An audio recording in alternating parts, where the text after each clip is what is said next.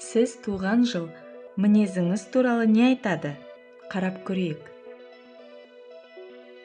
Тышқан жылы туылғандар. Олар үсті басын таза ұстап, сақ жүреді. Думан той, ырду-дырдудан бойын аулақ салуға тырысады.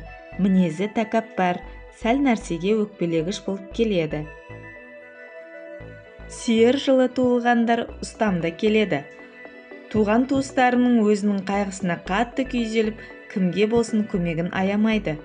Кейде бұл қылығы өзіне зиянын тигізеді.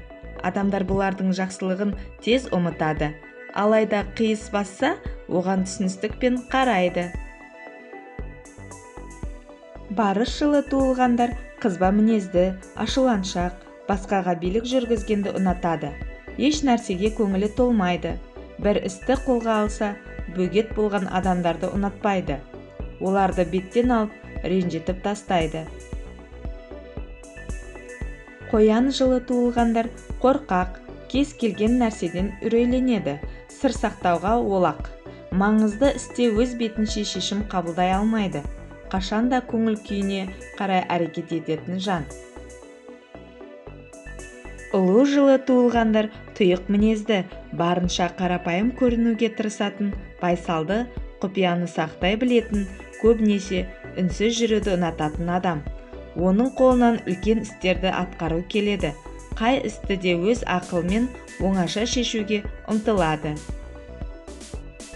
Жылан жылы туылғандар сырт көзге ұяң, маңызды істерден қашқақтап жүреді. Қойылған сауалға нақты жауап қайтармайды, тайсақтап жауап береді. Басына пәле болып жабысатын нәрсе – тілі. Шамына тисе ұяңдығын қойып, шынайы мінез-құлқын көрсетеді. Жаныңды жаралап алғың келмесе, жыландардан аулақ жүр. Жылқы жылы туылғандар. Олар жұмыс аты сияқты.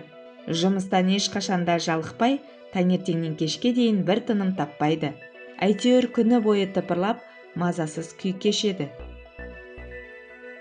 Қой жылы туылғандар сәл нәрсеге ашуланады, қисайған бетінен қайтпайды. Сондай сәттерде өзіне де, жанында жүргендерге де қауіпті. Өзін жарға жығатын мінезі, шешімді тым асығыс қабылдайтындығы. Мешін жылы туылғандар, олар өзіне өзі ғашық жандар. Сәнқой, ырду-дырдуды көп көңілді бас қосуларды ұнатады. Өзін өзгелерден артық санайды. Тауық жылы туылғандар үй күшік, үй елменіне қамқор болып, кез келген адаммен тез тіл табысады. Отбасында адал, ақыл ойы бір басына жетерлік. Ит жылы туылғандар мінезі сөзшең, талас-тартыс, дау-дамайға лезде араласып кетеді. Оны өзі де білмей қалады, алайда ешкімге зияны жоқ. Доңыз жылы туылғандар оңаша табиғат аясында, бау-бақшада еңбек еткенді, көңілді кештерге қатысқанды ұнатады. Көп нәрсеге басын қатырмайды. Ол жөнінде көп ойланбайды. Отбасында бала-шағасы көп болады. Айтылып өткен тұжырымның шындыққа қаншалықты жанасатындығы немесе үйлеспейтіндігі жайында өз ойларыңызды комментарияға жазып, каналға тіркеліп лайк басуды, достарыңызбен бөлісуді ұмытпаңыздар.